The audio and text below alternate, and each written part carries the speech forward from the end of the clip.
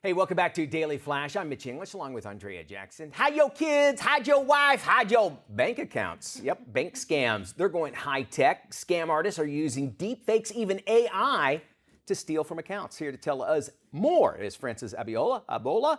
He's the CEO of Real Advisors. All right, let's talk about this first. How do people use an AI generated version of their voice to actually interact with their bank? I got to find this out. This is really amazing. So here's the thing, AI voice cloning has become really, really dangerous, and scammers only need a few seconds of your voice from social media, voicemail, believe it or not, even a YouTube video. You can almost mimic your voice perfectly. There's an Arizona mother who got a call from her daughter sobbing about being kidnapped, and it was all an AI fake. Another couple in New Jersey lost $10,000 after getting a call that sounded exactly like their grandson in jail, and he wasn't. And a Los Angeles man lost $25,000 to his son after his voice was cloned, saying that he needed bail money. And the FTC and the FBI are both issuing warnings about using voice cloning software. And criminals have actually started using software to bypass voice authentication systems in banks or customer service That's lines. crazy. And the crazy thing is, the technology is cheap, it's fast, and it's outpacing traditional fraud systems right now. Some of these tools are free or cost less than $5, so your voice is no longer enough to prove your identity when a victim falls into a high emotional situation. Well, Francis, let me ask you, where did you get your voice from? I mean, that's the thing is like, obviously, people can get mine off the television, that sort of thing, but where are they getting their voice that they can actually mimic?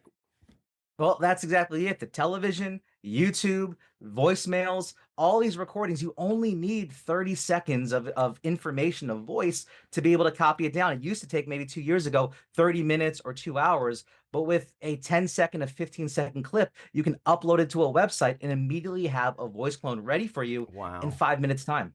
Okay, yeah, I can imagine, yeah, if you got to lunch or something, somebody could record it on their phone or that sort of thing. So I can see how they can do it. It makes sense.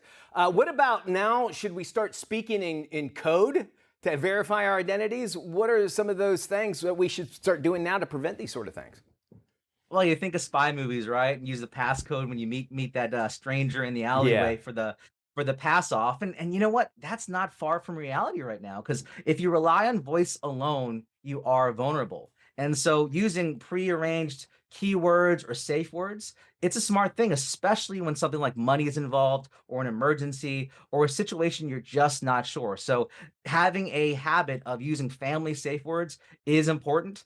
Voice technology isn't there yet, and laws aren't there yet to protect you. Yeah. So something memorable or easily to verify can help stop a panic-based fraud before it starts. Okay, so let's say somebody has my voice and a scammer uses it. Can I claim that it was just my AI twin that was going rogue? I mean, what do I do? What's the next step? What do I do?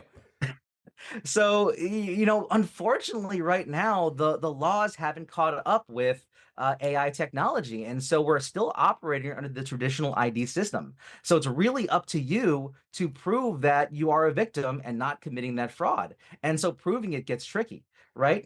So you have to know that your where your voice is being used, especially if you're using the software or leaving a digital voice imprint anywhere you go. You mentioned earlier somebody can record you over lunch, but a lot of people use social media these days. A lot of people use YouTube videos these days and put themselves out there. So you really need to think about having a watermark or authentication system to help proving you as a real person, because banks are relying Yeah. on multiple forms of verification, not just voice, but you might still fall victim to that.